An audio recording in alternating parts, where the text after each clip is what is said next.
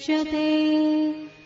पूर्णस्य पूर्णमादाय पूर्णमेवावशिष्यते। ॐ शान्ति शान्ति शान्तिः।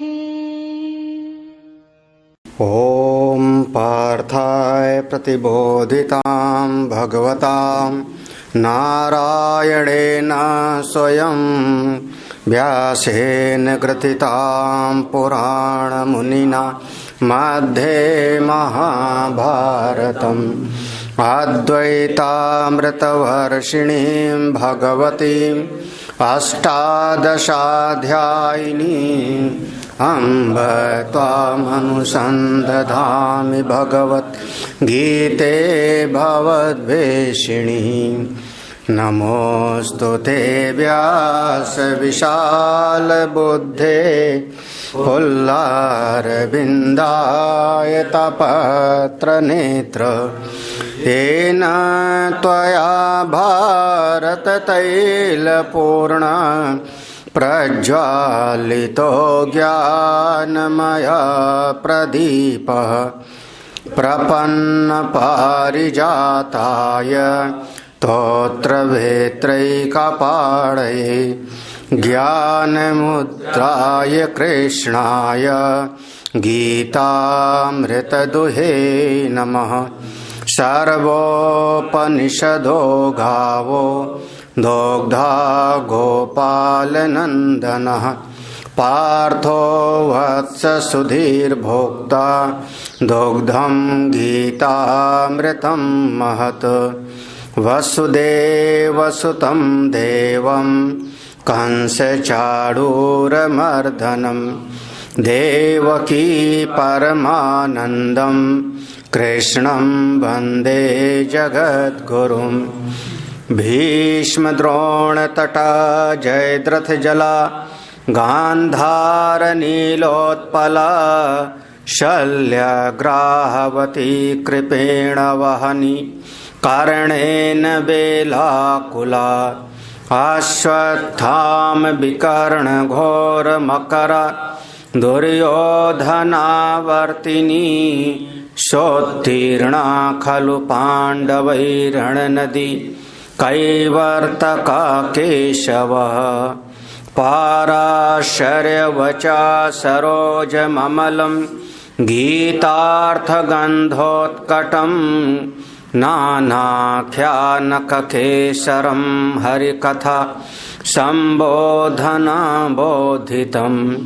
लोके सज्जनषट्पदैर्हरः पेपीयमानं मुदा। भूयात् भारतपङ्कजं कलिमल प्रध्वंसिना श्रेयसे। मूकं करोति वाचालं पङ्गुं लङ्घयते गिरिं। यत्कृपातमहं वन्दे परमानन्दमाधवं। यं ब्रह्मा वरुणेन्द्ररुद्रमरुतः स्तुवन्ति दिव्यैस्तवैः। वेदैः साङ्गपदक्रमोपनिषदैः गायन्ति यं सामगान्। ध्यानावस्थिततद्गतेन मनसा पश्यन्ति यं योगिनो। यस्यान्तं न विदुः देवाय तस्मै नमः।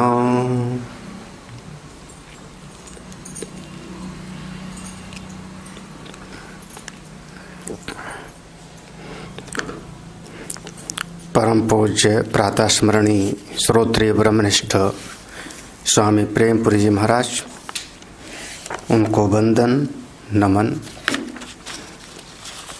इस ब्रह्म विद्या केंद्र में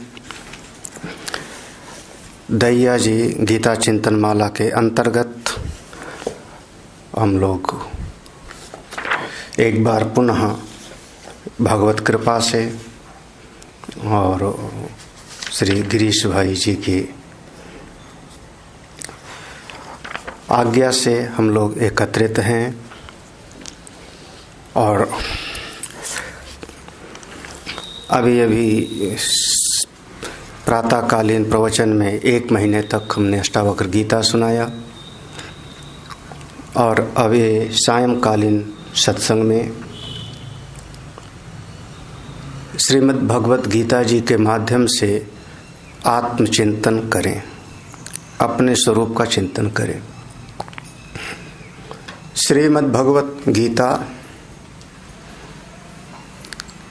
महाभारत का एक हिस्सा है। महाभारत के भीष्म पर्व के अंतर्गत 18 अध्याय की यह कुल 700 श्लोक का श्रीमद् भगवत गीता हमको प्राप्त होती है। एक तरीके से कहा जा सकता है कि श्रीमद् भगवत गीता सूत्र है और पूरा का पूरा महाभारत इसी का व्याख्यान है। गीता जी के एक एक सिद्धांत को ही अगर कथानक में उतार के देखना हो, दृष्टांत के माध्यम से समझना हो, तो पूरा महाभारत का जितना प्रसंग है सब इसी का व्याख्यान है। जैसे देवर्षि नारद द्वारा रचित 84 सूत्रों का नारद भक्ति सूत्र वह सूत्र है और श्रीमद् भागवत महापुराण उसका भाष्य है। तो इस सूत्र भाष्य शैली में हमारे ऋषियों ने लिखा तो गीता जी महाभारत के अंतर्गत भीष्म पर्व के अंतर्गत 18 अध्याय 700 श्लोक, जिसमें प्रथम अध्याय का नाम ही है अर्जुन विषाद योग। अर्जुन को विषाद हुआ, लेकिन उस विषाद का जो केंद्र है वह केंद्र भगवान है। अपने मन के विषाद को भगवान से बोल देता है। अपनी चित्त वृत्ति की एक एक भावना को प्रभु के सामने व्यक्त कर देता है, कुछ छुपा के नहीं रखता। मैं पसीने पसीने हो रहा हूँ, मेरे भीतर ममत्व आया, ये सब मेरे अपने हैं, इनको मारना ठीक नहीं है। और चूंकि अपने भीतर की प्रत्येक मनोवृत्ति को भगवान के सामने व्यक्त कर देता है, इसीलिए यह विषाद योग कहलाया। और अनेक अनेक महापुरुषों ने भी गीता जी के इस प्रसंग को माना। इसमें वैसे भगवान का कोई विशेष उपदेश नहीं है। प्रथम अध्याय में छोटा सा एक वक्तव्य है, अर्जुन ए रणभूमि के बीच में मैंने खड़ा कर दिया, जैसे तुमने कहा था, लो देख लो सबको। इसके अलावा प्रथम अध्याय में भगवान का और कोई वचन नहीं। तो प्रथम अध्याय एक तरीके से भूमिका है, किस परिप्रेक्ष्य में, किस मनोभाव के अंतर्गत गीता जी का उपदेश हमको प्राप्त होता है। दूसरे अध्याय का नाम ही है सांख्य योग, जिसको हमारे भगवान शंकराचार्य जी ने और समस्त संतों ने माना कि हमारे शास्त्र 2 मार्ग प्रधान हैं। द्विविधो ही वेदोक्त धर्म प्रवृत्ति च निवृत्ति च, प्रवृत्ति लक्षण और निवृत्ति लक्षण, ये 2 प्रकार का धर्म है, प्रवृत्ति लक्षण वाला और निवृत्ति लक्षण। तो दूसरे अध्याय में जिसका नाम सांख्य योग है, कुल 72 श्लोक हैं, उसमें निवृत्ति लक्षण धर्म का निरूपण है। 10 श्लोकों में तो अर्जुन की मना स्थिति का निरूपण है प्रारंभ के 10 में, और उसके बाद फिर 20 श्लोकों में सीधे आत्मस्वरूप का निरूपण है, और उसके बाद 23 श्लोकों में फिर किस प्रकार से स्वधर्म का पालन करना चाहिए उसका निरूपण आएगा, और अंत में 18 श्लोकों में स्थित प्रज्ञ के लक्षण का निरूपण आएगा। बीच में प्रश्न भी है अर्जुन का एक श्लोक अर्जुन का प्रश्न माना जा। तो इस प्रकार से जो द्वितीय अध्याय का विषय है वो पूरा का पूरा निवृत्ति प्रधान है, सांख्य योग नाम हुआ। अगर ऐसी साधना करे तो साधक स्थित प्रज्ञ हो सकता है। तीसरा जो अध्याय है वो प्रवृत्ति प्रधान हो गया, कर्मयोग, नाम है कर्मयोग। जो शास्त्र का हमारा दो मार्ग है, प्रवृत्ति और निवृत्ति, तो प्रवृत्ति लक्षण का वर्णन आएगा तीसरे अध्याय में, जिसमें प्रारंभ में 2 श्लोक में तो अर्जुन का प्रश्न होगा और बाद में भगवान के उत्तर हैं। बीच में अर्जुन का प्रश्न और एक आता है। कुल 43 श्लोकों का यह जो तीसरा अध्याय है, इसमें कर्म करना ही चाहिए। प्रवृत्ति मार्ग पर जाओ तो कर्म करना ही चाहिए। और क्यों कर्म करना चाहिए, उसके कुल 8 हेतु बताए हैं। तीसरे अध्याय में कुल 8 हेतु बताए हैं। तो इस प्रकार से इस कारण से कर्म करना चाहिए, इस कारण से कर्म करना चाहिए, इस कारण से कर्म करना चाहिए, और कुल ये 8 हेतुओं के द्वारा सिद्ध करते हैं कि कर्म तुमको करना ही चाहिए। और जब तुम इस प्रकार से कर्म करोगे तो कर्म करते करते ही तुम्हारे भीतर इस कर्म संन्यास की अवस्था को प्राप्त होगा। जहि शत्रु महाबाहो काम रूपम दुरासदम। और हम चतुर्थ अध्याय में प्रवेश करते हैं, जो हमारा इस बार विचार का विषय है। हम तीसरे अध्याय पर चिंतन पहले कर चुके हैं, तो चतुर्थ अध्याय का जो हमारा विचार का चिंतन का विषय है, हम लोग इस बार चौथे अध्याय पर चिंतन करेंगे। थोड़ा एक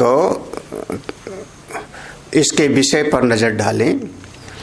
चतुर्थ अध्याय गीता जी का, इसका नाम है ज्ञान कर्म संन्यास योग। ज्ञान कर्म संन्यास योग। अब यहाँ ज्ञान शब्द भी है, कर्म शब्द भी है और संन्यास शब्द भी है, तीनों शब्द है। तो इसका जो संगति लगाएंगे, ज्ञानेन कर्म संन्यासः, ज्ञान कर्म संन्यास।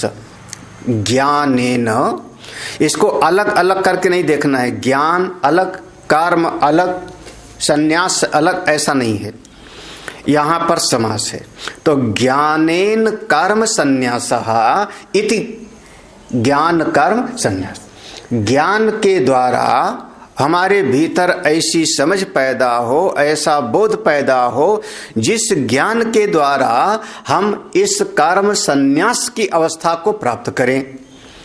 क्योंकि प्रत्येक प्रवृत्ति हमको निवृत्ति मिले जाती है। प्रत्येक जीवन की क्रिया हमको एक समय पर निष्क्रिय अवस्था में ले जाती है। अगर आप पांव से गमन रूपी क्रिया करते हो, गति करते हो, तो वह पांव से चलना भी एक समय पर आपको रोकना पड़ेगा। जब अपने मित्र के घर पे पहुंच गए, अपने दफ्तर पहुंच गए, तो अब वो पांव से चलने रूपी जो क्रिया थी, जब लक्ष्य पर पहुंच गए तो रोक देना पड़ा। वाणी से बोल रहे हो, बात पूरी हो गई तो रोकना पड़ेगा। तो प्रवृत्ति हमेशा हमको निवृत्ति मिले जाती है। जो प्रवृत्ति तो करे और निवृत्ति को न जाने, किस समय हमको छोड़ना है उस अवस्था को न जाने, भगवान कहते हैं वो व्यक्ति अभी ठीक ठीक सत्संग श्रवण नहीं किया। प्रवृत्तिम च निवृत्तिम च, जो लोग ये दोनों को ठीक ठीक समझ लेते हैं, समझना उन्होंने सत्संग किया, उन्होंने विचार किया। तो हमको हमेशा सारी प्रवृत्ति हमको निवृत्ति के जगह पर पहुंचाती है। तो ऐसी समझ हो, ज्ञानेन ऐसी समझ हो, ऐसी कौन सी समझ है जिससे हमारे जीवन के समस्त कर्मों का संन्यास हो जावे, उसी का नाम है ज्ञान कर्म संन्यास योग। शब्द है ज्ञान कर्म संन्यास योग। तो ज्ञान के द्वारा, चिंतन के द्वारा, उस समझ के द्वारा हमारे जीवन के समस्त कर्म का संन्यास हो जाए। ये जो चतुर्थ अध्याय है, इसमें थोड़ा समझना, ये चूंकि इसमें मुख्य रूप से 4 इसमें विषय हैं, इसमें प्रधान रूप से 3-4 विषय हैं। जिनका इसमें निरूपण है। बहुत ही विशिष्ट अध्याय है, बहुत विशिष्ट अध्याय है। और सबसे पहले तो इसी अध्याय में भगवान के और हमारे सनातन धर्म के अवतारवाद का निरूपण आता है। वह जो एक परम ब्रह्म है, एकम सत विप्रा बहुधा वदंती, वह परम सत्य सच्चिदानंद ब्रह्म जो अंतर्यामी है, जो सर्वत्र है, वह जब कभी उसका भाव हुआ वह प्रकट होता है, अवतार भी लेता है। अवतार लेकर के हमारे जैसे ही वह व्यवहार भी करता है। यह जो अवतारवाद का सिद्धांत है वो सब लोग मानने नहीं है, सभी लोग मानते नहीं। हमारे सनातन धर्म में भी कुछ शाखाएं हैं जो नहीं मानती, लेकिन चतुर्थ अध्याय में जो पहला सिद्धांत है जिसका निरूपण है अवतारवाद का। दूसरा जो मूल सिद्धांत है, हम जब प्रसंग आएगा तो उस प्रसंग में विचार करेंगे। दूसरा सिद्धांत है इस चतुर्थ अध्याय में पुनर्जन्म का।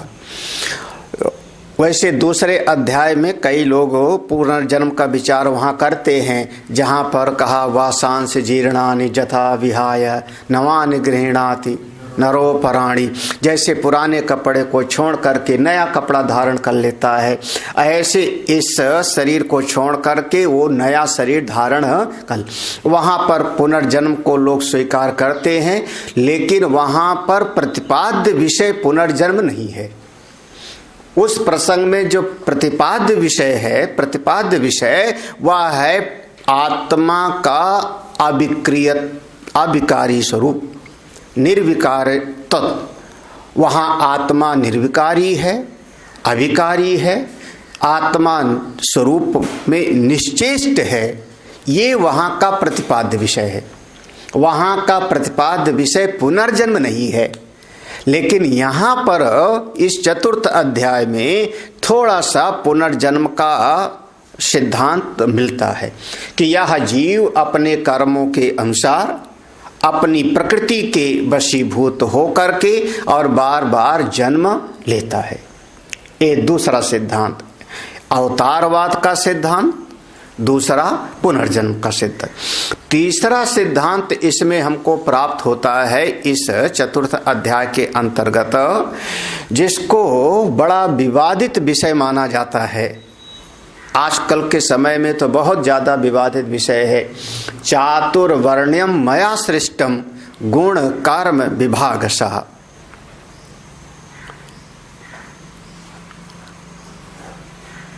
चार वर्णों की रचना मैंने किया, मेरे द्वारा की गई। वर्ण आश्रम की व्यवस्था मेरे द्वारा की गई। कैसे की गई? गुण और कर्म के अनुसार मैंने किया है। माया सृष्टम मेरे द्वारा की गई। हाँ, यह जो वर्ण आश्रम व्यवस्था का निरूपण है यहाँ पर संक्षेप में है, लेकिन यहाँ सिद्धांत रूप में चारों वर्णों का निरूपण किया गया। जैसे कि हमारे वेद में आएगा पुरुष सूक्तम में कि ब्राह्मणो से मुखमासीत बाहु राजन्य कृतः ओरो तदस्य अद्वैश्यः पदभ्यागुम शूद्रो अजाय। तो उस सिद्धांत का यहाँ पर निरूपण किया गया। वैदिक सिद्धांत को भगवान ने यहाँ पर वर्ण आश्रम व्यवस्था को लिया। यहाँ पर गीता जी में इसका जो विस्तार में जो लक्षण हैं, किस वर्ण वाला कैसे व्यवहार करता है, किस वर्ण वाला कैसे कार्य करता है, इसका विस्तार करेंगे भगवान 18वें अध्याय में जाके। ब्राह्मण का ऐसा ऐसा व्यवहार होगा, क्षत्रिय ऐसा ऐसा व्यवहार करेगा, वैश्य ऐसा ऐसा व्यवहार करेगा, उसका अपना ऐसा ऐसा कर्म होगा। स्वकर्मणा तमभ्यर्च सिद्धिम विन्दति मानव, ऐसा 18वें अध्याय में विस्तार होगा। लेकिन यहाँ पर वर्ण आश्रम व्यवस्था का सिद्धांत निरूपित किया गया है इस चौथे अध्याय में। और चौथा जो प्रधान विषय है इसमें, चौथा है यज्ञ की विधि। इस अध्याय में 12 प्रकार के यज्ञ का निरूपण किया गया है और यज्ञ करते ही रहना चाहिए। तीसरे अध्याय में भी थोड़ा यज्ञ का वर्णन आता है। सह यज्ञा प्रजा सृष्ट्वा पुरोवाच प्रजापति, ऐसा तीसरे अध्याय में भी आएगा। लेकिन यहाँ पर 12 प्रकार से यज्ञ का निरूपण किया जाएगा और यज्ञ हमारे जीवन में होना ही चाहिए। तो ये 4 इस अध्याय के प्रधान विषय होंगे, मूल रूप से 4 विषय। अवतारवाद, पुनर्जन्म का सिद्धांत, वर्ण व्यवस्था और यज्ञ की विधियां, यज्ञ के प्रकार। अब एक विषय, ये सबको हमको जानना चाहिए, क्योंकि यहाँ पर ज्ञान की बात आई ना, सबको जानना चाहिए। अब इसमें एक चीज समझना, चौथे अध्याय में जैसे कहा कि ज्ञान कर्म संन्यास योग है, ज्ञान के द्वारा कर्म का संन्यास, तो इसमें ज्ञान की प्रधानता है। एकमात्र जीवन का अगर लक्ष्य उद्देश्य है तो ज्ञान, एक ज्ञान की प्रधानता के द्वारा है। इसमें कैसे, तो कई जगहों पर इस अध्याय में स्वयं भगवान कहेंगे ज्ञान से बढ़कर के और कुछ नहीं अर्जुन, ज्ञान से बढ़कर के और कुछ नहीं है। सर्वम कर्माखिलम पार्थ ज्ञानेन परिसमाप्यते। इसे सर्वम कर्म, जितने कर्म हैं, अखिल कर्म, सारे कर्म, वो ज्ञान के द्वारा सबका सब समापन हो जाता है, सबका सब ज्ञान में जाके समा जाएगा। हाँ, इसी अध्याय में कहेंगे ज्ञान की विशेषता का। फिर कहेंगे एक ऐसी अग्नि है, ज्ञान अग्नि सर्वकर्माणि भस्मसात् कुरुते। ज्ञान की अग्नि में सारे के सारे कर्म भस्म हो जाते हैं। ये जो जीव के जीवन में तमाम तरह के कर्मों का बंधन है, अविद्या, अस्मिता, राग, द्वेष, अभिनिवेश, फिर अविद्या, कामना, कर्म, फिर तमाम तरह के जो कर्मों का बंधन है, वो सब का सब इस ज्ञान की अग्नि में जाकर के भस्मीभूत हो जाता है। इसलिए अर्जुन, ज्ञान ही सर्वोच्च है, ज्ञान ही प्राप्तव्य है। ज्ञान जिसको प्राप्त हो जाए, जो एक दृष्टि प्राप्त कर ले, ज्ञान की एक दृष्टि प्राप्त कर ले, उस ज्ञान से फिर उसको कभी कोई बंधन प्राप्त नहीं होता, कभी कोई बंधन नहीं प्राप्त होता। ज्ञान से मुक्ति, ऋते ज्ञाना न मुक्ति, सत्य बात है, बिना ज्ञान की मुक्ति नहीं हो सकती, तो वह ज्ञान ही प्राप्तव्य है। एक बिल्कुल आधार रूप समझ लेना इस चौथे अध्याय का कि ज्ञान ही सर्वश्रेष्ठ है, ज्ञान ही प्राप्तव्य है। इस बात का निरूपण इस चतुर्थ अध्याय में है। ज्ञान कैसे प्राप्त होगा हमको, ज्ञान कैसे प्राप्त होगा हमको? अब समझ करके एक बात समझ में आई कि मैं ज्ञान प्राप्त करूं, मैं इस आत्मविद्या को प्राप्त करूं, ज्ञान को प्राप्त करूं, तो ज्ञान की प्राप्ति के लिए हमको करना क्या होगा, उपाय क्या है? तो इसका 2 उपाय, एक बहिरंग और एक अंतरंग, बहिरंग साधन और अंतरंग साधन। बाहर से आपको क्या करना है और भीतर क्या करना है। तो इसी अध्याय में देखो, ज्ञान के लिए भगवान बाहर से विधि बताएंगे। ये बहिरंग साधन, तद विधि प्रणिपातेन परिप्रश्नेन सेवया उपदेक्षन्ते ते ज्ञानम ज्ञानिनस् तत्व दर्शिन। एक बहिरंग साधन हो गया। ज्ञान चाहिए तो क्या करो, क्या चाहिए? ज्ञान। उपाय क्या है? बोले संत के पास जाओ, प्रणिपातेन, प्रणिपात करो, परिप्रश्नेन, जिज्ञासा व्यक्त करो, सेवा के द्वारा, और जब उनका मन होगा, उनके भीतर वह करुणा का उद्रेक होगा, तो आपको उपदेक्षन्ति, आपको ज्ञान का उपदेश करेंगे। ये बहिरंग साधन है। ज्ञान के लिए जरूरी बहिरंग साधन, बाहर से आपको जाना है और ऐसा करना है, तब आपको ज्ञान की प्राप्ति होगी। अभी चतुर्थ अध्याय का पूरा एक बार थोड़ा विहंगा अवलोकन है। उसके बाद अब आप गुरु जी के पास तो पहुंच गए, गुरु जी के पास पहुंच गए। हो सकता है जो पढ़ाते हैं वहां पर, जो स्वाध्याय कराते हैं वहां भी बैठ जाते हैं, वहां भी बैठ जाते हैं, सुनते भी हैं। लेकिन वो जो हमारी उस तत्व की समझ को ग्रहण करने वाली जो बुद्धि है, उस बुद्धि में कोई न कोई तर्क वितर्क है।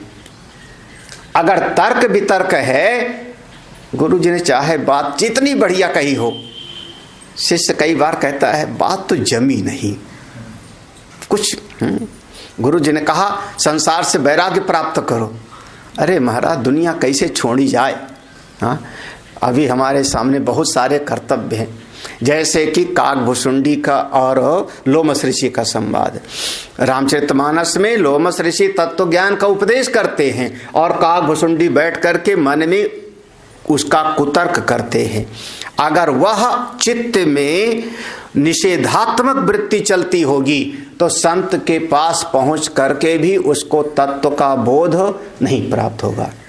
तो अंतरंग साधन क्या है? क्योंकि कुतर्क कहाँ है? भीतर। असंभावना, संशय और विपर्य, ये तीन दोष होते हैं। ये तीनों कहाँ? भीतर हैं। तो वो भीतर जो ये दोष हैं, संशय आदि, उनको मिटाने के लिए अंतरंग साधन है श्रद्धा लाओ। इसी अध्याय में है, श्रद्धावान लभते ज्ञानम तत्परः संयतेन्द्रिया। ये अंतरंग साधन है। तो ज्ञान का बहिरंग साधन ऐसा गुरु उपसदन, और ज्ञान का अंतरंग साधन आपका चित्त साधन चतुष्टय से संपन्न हो। श्रद्धावान लभते ज्ञानम तत्परा संयते। अब अगर ऐसा आपका बहिरंग साधन भी बन जाए और अंतरंग साधन भी बन जाए, तब आपके भीतर उस तत्व का बोध हो जाता है, परमात्मा का बोध हो जाता है। और जिस उपाय के द्वारा, जिस चिंतन के द्वारा आत्म स्वरूप की प्राप्ति होती है। मुख्य रूप से इतना ही विषय बताना था। हम लोग थोड़ा सा इसको भाष्य पढ़ेंगे, भाष्य के अनुसार ही विचार करेंगे। जो कुछ है संतों की अनुकंपा से, भगवान वेद व्यास जी की कृपा से, भगवान शंकराचार्य की करुणा से हम लोगों को प्राप्त है। तो हम लोग भाष्य के अनुसार ही चिंतन करेंगे। भूमिका लेते हैं भगवान भाष्यकार। हाँ, थोड़ा सा इसके मूल में एक भगवान भाष्यकार के भाष्य को पढ़ने के पहले एक पंक्ति पढ़ने का मन हो रहा है। देखो, हम पढ़ते हैं। ये है, बहुत अच्छी लगी हमको, नीलकंठाचार्य की। अध्याय द्वय उक्ते अर्थे अप्रमाण शंका मा भूत इति विद्या वंश संप्रदायम आत्मनश्चा भ्रम विप्रलंबकत्वादि निराशाय ईश्वरत्वं सर्वज्ञत्वं च दर्शयति। छोटे से शब्दों में उन्होंने लिखा, छोटे से शब्द हैं। क्या कहते हैं? अध्याय द्वय, पूर्व में 2 अध्याय बताया, दूसरा और तीसरा। दोनों अध्याय में निवृत्ति लक्षण और प्रवृत्ति लक्षण का उपदेश कर दिया, सांख्य योग का और कर्म योग का। 2 अध्यायों में दोनों प्रकार के कर्म का, ज्ञान का निरूपण कर दिया। आपने बता तो दिया प्रभु, आपने बता तो दिया, लेकिन इसको हम प्रमाणित कैसे माने? हमारी प्रमाण बुद्धि स्वीकार नहीं कर पा रही है कि आपने जो बताया वही सही है, वही सही है। हाँ, अरे आपने कोई बात कह दी, किसी ने कोई बात कह दी कि ये दवाई खा लो, तो मैं क्यों खाऊंगा? किसी ने कह दिया कि इस चीज को ऐसा कर लो, तो क्यों कर ले? तो ये हमारे जो 2 प्रकार के मार्ग का निरूपण किया गया, उसमें अप्रमाण शंका माभूत, उसमें अप्रमाण रूपी शंका ना हो जाए, इसलिए आगे का जो यहाँ 4थे अध्याय में है, वो विद्या वंश संप्रदायम आत्मनः, इस ज्ञान की परंपरा का, वंश परंपरा का, संप्रदाय परंपरा का निरूपण कर रहे हैं। हाँ, क्यों? क्योंकि इस जब बता दिया जाता है कि इस ज्ञान को उन्होंने प्राप्त किया, इस ज्ञान को उन्होंने प्राप्त किया, ये अमुक से अमुक प्राप्त किया, तो जब उससे हमारे भीतर सुनते हैं तो भीतर श्रद्धा बढ़ जाती है, प्रमाण बुद्धि पड़ जाती है कि इसमें दर्जनों महापुरुषों ने इस चीज का ग्रहण किया है। तो ये आगे जो वंशावली आती है ये प्रमाण की शंका ना हो जाए। दूसरे, कोई व्यक्ति अगर होता है, कोई व्यक्ति है, साधारण व्यक्ति है, अब रिक्शा चलाने वाले ने ऐसी बात कही तो उस पर हमारा प्रमाण बुद्धि नहीं होगी। हाँ, तो क्या करें, साधारण व्यक्ति में 4 दोष हो सकते हैं ना, भ्रम, प्रमाद, विप्रलिप्सा और कर्णापाठो, ये 4 दोष हो सकते हैं। एक साधारण सा आदमी है, उसको आकाश नीला दिखाई पड़ा, दिखाई तो पड़ा, भले है नहीं, लेकिन उसको दिखाई पड़ा आकाश नीला, तो उसका क्या है, भ्रम है। हाँ, वो सड़क पर चला जा रहा था, रास्ते में उसको दिखाई पड़ा एक आदमी कोई बैठा है। जब वहां पर रोशनी आई तब पता लगा वहां आदमी नहीं है, बल्कि वहां पर कोई झाड़ी है, ठूंठ है, पड़ा हुआ है, एक स्थाणु है, तो उसका भ्रम हो गया। तो साधारण व्यक्ति के भीतर भ्रम की गुंजाइश होती है, भ्रम की गुंजाइश होती है। दूसरा, प्रमाद, साधारण व्यक्ति है तो वो प्रमादी भी हो जाता है। हाँ, प्रमादम वै मृत्युम प्रवीमि, प्रमाद माने समय पर वो विषय याद ना आवे, जिस समय याद आना चाहिए उस समय वो भी बात याद नहीं आई, जिस समय कार्य करना था उस समय कार्य किया नहीं, जिस समय बोलना था उस समय बोल नहीं पाया, बाद में याद आया। किसमें, साधारण व्यक्ति में। कई बार आदमी कहेगा हमको उस समय ये बोलना चाहिए था। अरे उस समय बोलना चाहिए था तो उस समय बोले क्यों नहीं, वो समय तो बीत गया। बोले उस समय ध्यान नहीं आया, क्यों, क्योंकि प्रमाद हो गया। और तीसरा, विप्रलिप्सा, कई बार अगर किसी साधारण व्यक्ति को कुछ चाहिए तो उसकी अभिलाषा से वो अपने हिसाब से कोई ना कोई सिद्धांत का प्रतिपादन करेगा। वो अपनी अभिलाषा से, अपने भीतर कोई चाह है, हम लोग अगर गंगा जी के किनारे जावें तो वहाँ गोदान कराएगा, गोदान के लिए गाय रखी हुई है, पंडा लोग गाय रख लेते हैं। कितना दक्षिणा दे करके गोदान कराना है ये निश्चित नहीं होता, एक बात निश्चित नहीं है।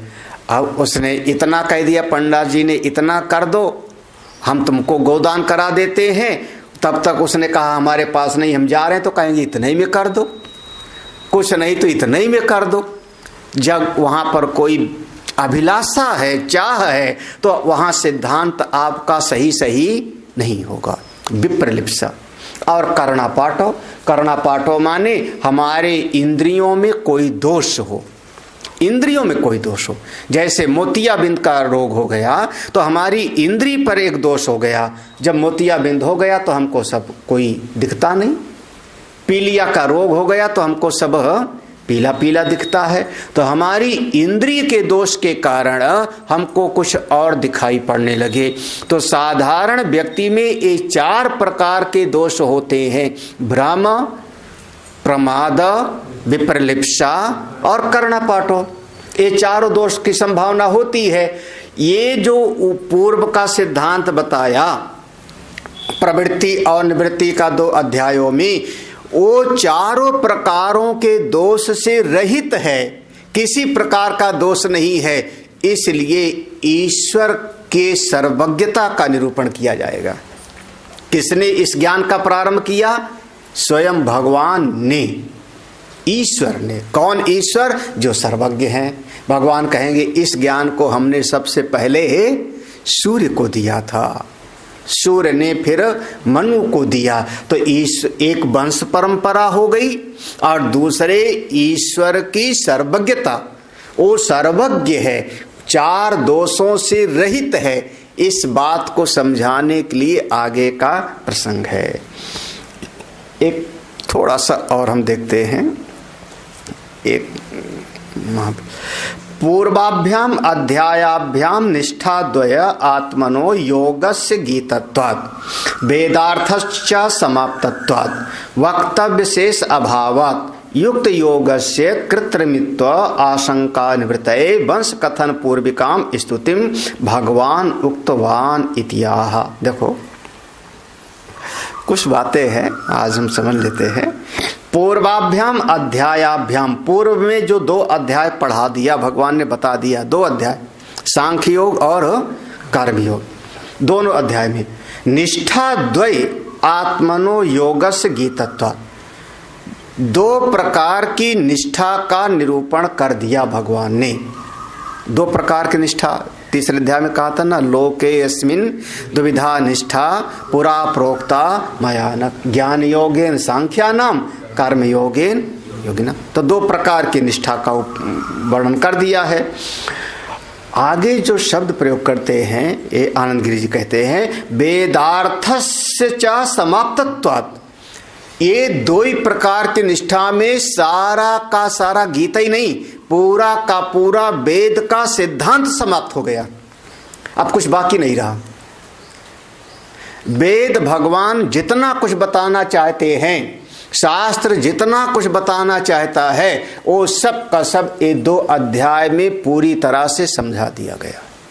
वेदार्थस, वेदार्थस माने समस्त वेदों का जो तात्पर्य है, चारों वेदों का जो तात्पर्य है, पूरी गीता का जो तात्पर्य है, वो सब का सब ये 2 अध्याय में समाप्त कर दिया। वेदार्थश्च समाप्तत्वात्। हाँ, मूल यही है। अब अगर इतना कोई समझ ले तो बहुत बढ़िया, और इतना ना समझे तो और पढ़ते रहो, फिर और पढ़ते रहो, फिर तमाम तरह के शास्त्र आ जाएंगे सामने। वेदार्थश्च समाप्तत्वात्, वेद का जो तात्पर्य है बस ये 2 में, एक ज्ञान योगेन सांख्यानाम कर्म योगेन योग, बस 2 प्रकार की निष्ठा में। आगे कहते वक्तव्य शेष अभावात्, लो आगे कुछ बताने को बचा नहीं। वक्तव्य शेष अभावात्, अब आगे क्या कहा जावे, बताने का कुछ रहा ही नहीं। तो बस 2 ही चीज, एक प्रवृत्ति एक निवृत्ति, एक ज्ञान निष्ठा और एक कर्म निष्ठा, बस इतना है। कर्म निष्ठा वाला ऐसा करेगा वहां पहुंच जाएगा, ज्ञान निष्ठा वाला स्थित प्रज्ञ में पहुंच जाएगा। कर्म निष्ठा हमको तैयार कर देती है, बिल्कुल हमारे अंतःकरण को परिपक्व बना देती है, साधन चतुष्टय से संपन्न बना देती है, और ज्ञान निष्ठा हमको जीवन मुक्त का आनंद दे देती है। इतना ही है, इतना ही है। तो अब आगे कुछ बात तो है ही नहीं, कुछ बचे ही नहीं, कुछ बचे ही नहीं, सब का सब इतने में है। नहीं समझ में आता तो साल दर साल 25 साल 20 साल आप सुनते रहे। हाँ, लेकिन बात इतनी सी है, कह रहे युक्त योगस्य कृत्रिमत्व आशंका निवृत्त है। ये दोनों प्रकार की जो निष्ठा है इसमें बनावटीपन की बात ना आवे, कुछ बना करके बताए। कृत्रिमत्व माने कुछ जो है नहीं वो दिखाई पड़े। हाँ, कृत्रिम बनावटीपना, जैसा है वैसा ना दिख करके विपरीत दिखिए। हाँ, अब जैसे कोई अब स्टील का बर्तन है, उसको चांदी से जो है, उस चांदी से सिल्वर कोटेड कर दिया तो दिखाई पड़ता है चांदी, और है वो स्टील, तो कृत्रिम हो गया, बनावटीपना हो गया। तो ऐसा इसमें कोई बनावटीपन ना होवे, इसलिए वंश कथन पूर्विकाम, पूरे वंश कथा का संप्रदाय का यहाँ पर निरूपण कर रहे हैं, स्तुति कर रहे हैं। श्री भगवान वाद। हाँ, अब हम लोग थोड़ा सा भाष्य, शंकर भाष्य देखना। यहाँ से आप लोगों को, ये तो मैंने वैसे जो है पढ़ा दिया। एक यह अयम योगः अध्याय द्वयेन युक्तो ज्ञान निष्ठा लक्षणा सन्यासः कर्म योगोपायः यस्मिन् वेदार्थ परिसमाप्तः प्रवृत्ति लक्षणो निवृत्ति लक्षणश्च गीतासु च सर्वासु अयम एव योगो विवक्षितो भगवता अतः परिसमाप्तं वेदार्थं मन्मानः तम वंश कथनेन स्तौति श्री भगवान। करें यह अयम योग, ये यह माने जो, अयम योगा, ये यह जो योग का वर्णन किया, यह जो योग का वर्णन किया गया, जो योग का निरूपण किया गया, कहाँ पर? अध्याय द्वयन, दोनों अध्यायों में दूसरे अध्याय में 62 श्लोक में और तीसरे अध्याय में 41 श्लोक में, क्योंकि दूसरे अध्याय में 10 श्लोक में भूमिका थी और कुल 72 श्लोक हैं। 10 श्लोक में भूमिका थी और तीसरे श्लोक में 2 श्लोक में प्रश्न था। शुरुआत में बीच में एक प्रश्न और है। तो 62 और 41 श्लोक में जो भगवान ने उपदेश दिया, अध्याय द्वयेन युक्त, जो ये दोनों अध्यायों में भगवान ने उपदेश दिया, क्या दिया? ज्ञान निष्ठा लक्षणा सन्यासः। हाँ, ज्ञान निष्ठा लक्षणा, ज्ञान में ही निष्ठा होनी चाहिए, ज्ञान में ही निष्ठा होनी चाहिए। कौन सा ज्ञान? विश्वविद्यालय वाला ज्ञान नहीं, हाँ, प्रोफेसर वाला ज्ञान नहीं। वो पढ़ लिख लेता है और फिलॉसफी पढ़ाता है, लेकिन जीवन में त्याग की वृत्ति है नहीं, जीवन में त्यागने का बल नहीं है। तो कैसा? सन्यासः। देखो, ज्ञान निष्ठा लक्षणा सन्यासः, ये जीवन में बिल्कुल प्रतिदिन प्रति क्षण उसके भीतर हो। सबसे बड़ा बल त्याग का बल है। अगर कोई त्याग नहीं सकता तो समझना कि अभी उसने समझा नहीं। हाँ, त्यागेन एकेन अमृतत्वम आनशु न अयम आत्मा बलहीनेन लभ्या। त्याग का तो सन्यासा, ये जो ज्ञान निष्ठा, ज्ञान में निष्ठा वही है। अब कोई बात बहुत करे कि मैं तो आत्मा हूं, मैं तो ब्रह्म हूं, और त्याग की सामर्थ्य है नहीं, छोड़ने का उसके भीतर हिम्मत है नहीं, तो फिर अभी उसका केवल वाचिक ज्ञान है, बौद्धिक ज्ञान है, उसकी बुद्धि में समझ है, अनुभव में नहीं है। इसीलिए करें ज्ञान निष्ठा लक्षणा सन्यासा, ज्ञान में निष्ठा है और त्यागने की सामर्थ्य के साथ सारे जगत को छोड़ सकता है। सारे जगत को समझ लिया मिथ्या है, परिवर्तनशील है, क्षणिक है। भगवान महात्मा बुद्ध कहते हैं सर्वम क्षणिकम क्षणिकम, सर्वम दुखम दुखम, सर्वम शून्यम शून्य, कह के निकल जाते हैं। सब क्षणिक है, सब दुख पूर्व। तो सन्यासा, तो ज्ञान निष्ठा लक्षणा सन्यासा। अब देखो इसका उपाय क्या है? ये ज्ञान में निष्ठा कैसे प्राप्त होगी, त्याग का बल कैसे होगा? तो कर्म योग उपाय। कर्म योग अलग से दो, जैसे रेल की पटरी होती है ऐसे दो मार्ग नहीं है। ज्ञान का मार्ग अलग, कर्म का मार्ग अलग, कर्म योग अलग और ज्ञान योग अलग, ऐसा नहीं। कर्म योग उपाय, उस ज्ञान में निष्ठा प्राप्त करने के लिए कर्म योग उपाय है, कर्म योग साधन है, और उस ज्ञान में निष्ठा प्राप्त होना साध्य है। हाँ, कर्म योग अलग से नहीं है कि हम तो ज्ञान मार्ग वाले हैं, हम तो कर्म योग वाले हैं, हम तो सन्यासी हैं, हम तो गृहस्थ हैं, ऐसा अलग अलग नहीं। कर्म योग उपाय है, माध्यम है। यह कर्म योग हमको उस ज्ञान में पहुंचाने के लिए तैयार करता है। तो कर्म योग उपाय, तो दो ही लक्षणा हो गया, दो ही निष्ठा, ज्ञान निष्ठा और कर्म निष्ठा। कर्म निष्ठा उपाय है और ज्ञान निष्ठा वहां पर हमको ले जाती है। ज्ञान निष्ठा केवल बौद्धिक ना होवे बल्कि वो हमारे अनुभव में भी होवे, सन्यासा। अब आगे कहते हैं यस्मिन वेदार्थ परिसमाप्त। इसी बात को पूज्य आनंद गिरी जी ने विस्तार में लिया। यस्मिन वेदार्थ परिसमाप्ता, इसी में, यस्मिन इन्हीं दोनों निष्ठा में, कर्म निष्ठा और ज्ञान निष्ठा। कर्म निष्ठा उपाय है, कर्म योग उपाय है, ज्ञान योग वहां ले जाता है हमको आगे तक।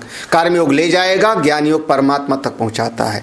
इसी में सारे वेदों के अर्थ का परिसमाप्ता, पूरा सारा वेद का अर्थ इसी में आ जाता है। पूरा का पूरा शास्त्र वेद इसी में समा गया। परिसमाप्ता कौन सा? फिर से भगवान भास्कर कहते हैं प्रवृत्ति लक्षणों निवृत्ति लक्षणाच, जो एक प्रवृत्ति लक्षण और एक निवृत्ति लक्षण। जो वेदों का सारा भाव है उसी को गीतासु च सर्वासु अयम यो योगो विवक्षिता भगवत। इस गीता में, गीतासु गीता जी के अंतर्गत श्रीमद् भगवत गीता जी में सर्वासु, एक ही जगह पे नहीं, पूरी गीता के अंतर्गत, मतलब दूसरे अध्याय से लेकर के 18वें अध्याय तक पूरी गीता के अंतर्गत इन्हीं विषय का अयम यो योग, यही दोनों योग, कर्मनिष्ठा ज्ञान निष्ठा, और कर्मनिष्ठा उपाय है और ज्ञान निष्ठा हमको परमात्मा तक ले जाती है। कर्म निष्ठा तैयार करके ज्ञान निष्ठा में, ज्ञान निष्ठा परमात्मा से जोड़ती है।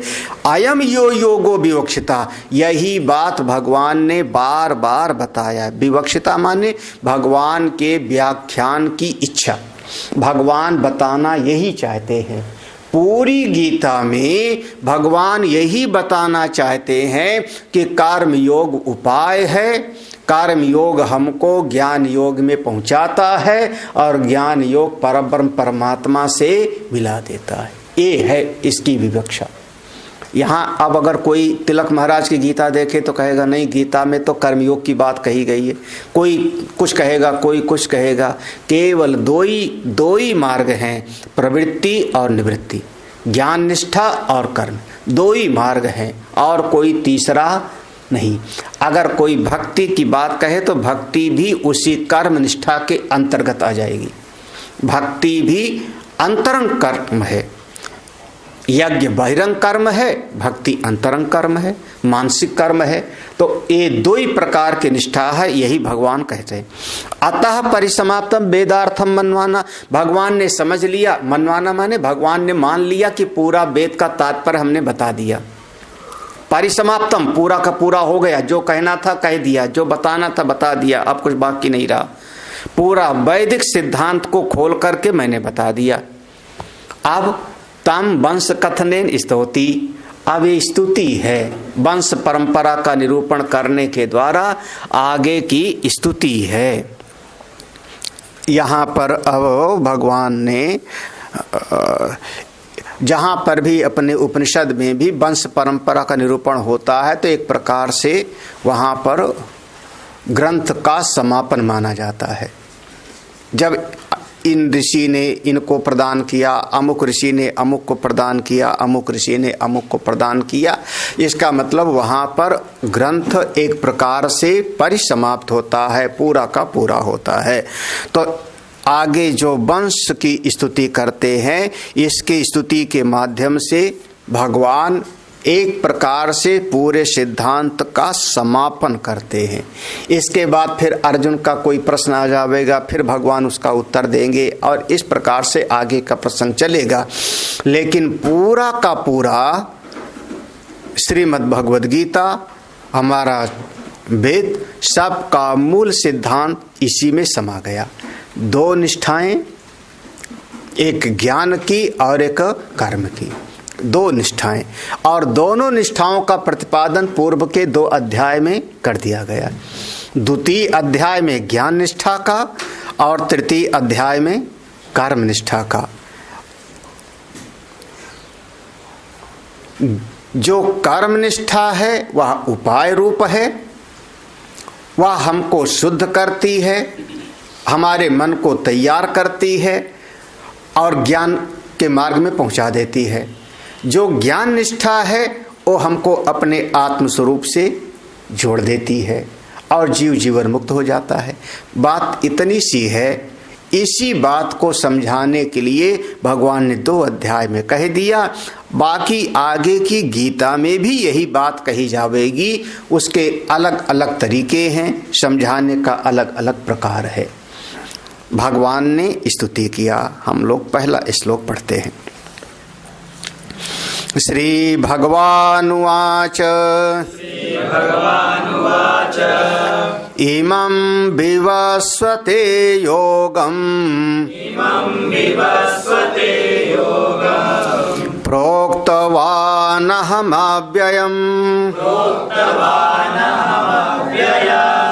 विवस्वान्मनवे प्राह मनुरेक्ष्वा कवे ब्रवीत्। इमं विवस्वते योगम् प्रोक्तवानहमव्ययम्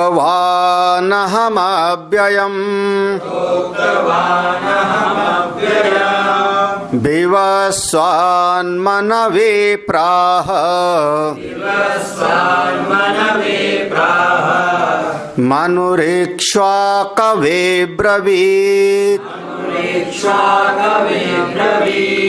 देखो भगवान स्वयं बोले, श्री भगवान वाच, स्वयं भगवान बोलते हैं।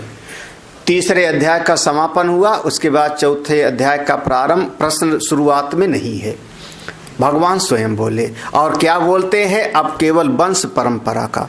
इमम, इमम माने ये जो दो प्रकार का मार्ग है, जो 2 अध्याय में मैंने बताया। इमम माने ये, इमम माने यह, सीधा सीधा।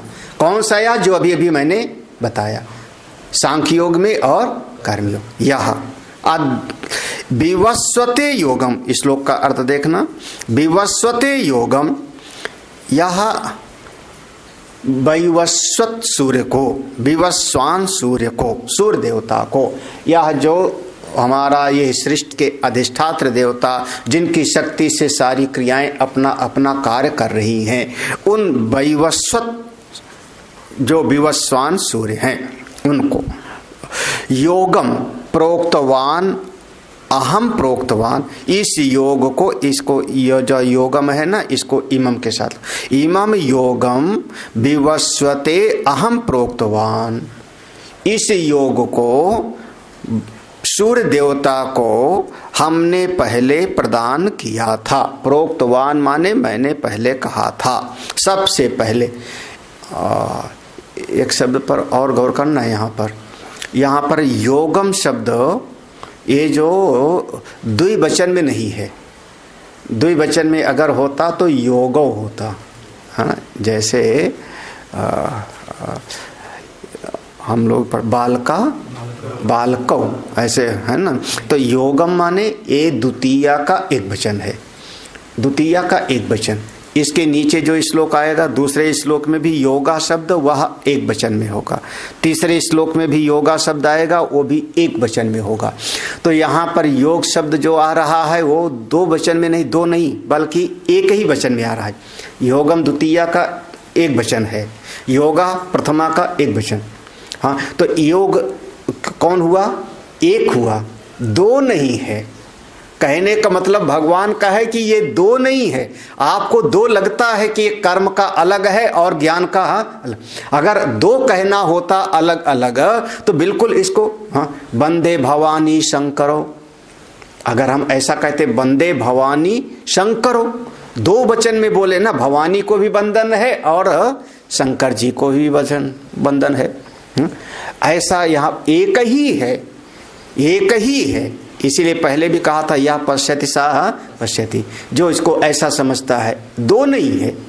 तो यह जो केवल आप वो क्रम है, ये हमको कर्म योग यहाँ ले आएगा, इसके बाद यहाँ तक यात्री को ले जाओगे।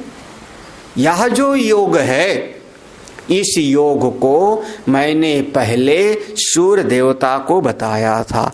अव्ययम, जो अव्ययम शब्द है ना, ये अव्ययम शब्द यहाँ पर यह योग का विशेषण नहीं समझना। जैसे कई बार शायद लिख देंगे ये सनातन योग, कहीं कहीं पर ऐसा लिखेंगे सनातन योग को, अनादिकाल से चला आ रहा योग को, वो सही नहीं है। अव्यय माने जिसका फल अव्यय है, जिस योग के द्वारा उस तत्व को हम प्राप्त करते हैं जो अविनाशी है, जिस साधन के द्वारा वहां पहुंच जाते हैं नित्य तत्व में। तो अव्यय यहां पर फल का निरूपण कर रहा है, योग का विशेषण नहीं। जैसे सनातन योग, नित्य योग, ऐसा नहीं कर लेना है। तो इस योग को हमने सबसे पहले सूर्य देवता को प्रदान किया था, जिसका फल अविनाशी अव्यय है। नीचे की पंक्ति में विवस्वान मनवे प्राह, जो सूर्य देवता थे उन्होंने मनु को प्रदान किया, अपने पुत्र, उनके पुत्र मनु थे, उन्होंने मनु को प्रदान किया। और मनु ने मनु इक्ष्वाकवे अब्रवीत, मनु ने इक्ष्वाकु को प्रदान किया और इस प्रकार से यह योग चलता चला आ रहा है, निरंतर चलता चला आ रहा है।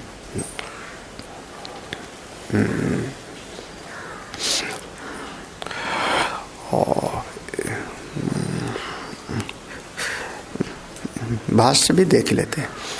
इमम अध्याय द्वय, इमम शब्द का व्याख्यान करते हैं ऊपर। इमम अध्याय द्वयेन युक्तम योगम विवस्वते आदित्याय सर्गादो प्रोक्तवान अहम जगत परिपालयित्रीणाम क्षत्रियाणाम बलाधानाय। इमम ये जो दोनों हैं, अध्याय द्वयन दोनों अध्याय में जो कहा गया, युक्तम योगम जो योग बताया गया प्रवृत्ति और निवृत्ति, ज्ञान निष्ठा कर्म निष्ठा का, इसको विवस्वते, विवस्वते के लिए कहा आदित्याय सूर्य देवता को। कौन सूर्य? सर्गादो जो सृष्टि के प्रारंभ में हुए, जो सृष्टि के प्रारंभ में हुए उन सूर्य देवता को, उन सूर्य देवता को हमने यह ज्ञान दिया। इस पर थोड़ा सा विचार है, इस पर थोड़ा सा बढ़िया विचार है, हाँ देखते हैं। हाँ अच्छा, क्यों सूर्य देवता को दिया? प्रोक्तवान अहम, क्यों आपने दिया?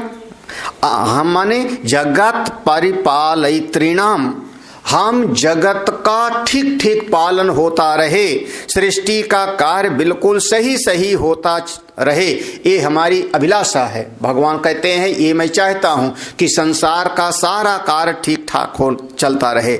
इसलिए अब चूंकि क्षत्रियों में थोड़ा बल होता है, क्षत्रियों में बल है, उस बल के अनुसार समाज को ठीक ठीक रखते हैं, इसलिए हमने सबसे पहले क्षत्रिय वंश में बल और ज्ञान दोनों का मिश्रण होवे, जिससे समाज की व्यवस्था ठीक ठाक होती रहे, इसलिए हमने सबसे पहले सूर्य देवता को यह प्रदान किया, सूर्य देवता को यह प्रदान किया। क्यों ऐसा कह रहे हैं? देखो, तेन योग बलेन युक्ता समर्था भवन्ति ब्रह्म परिरक्षितुम।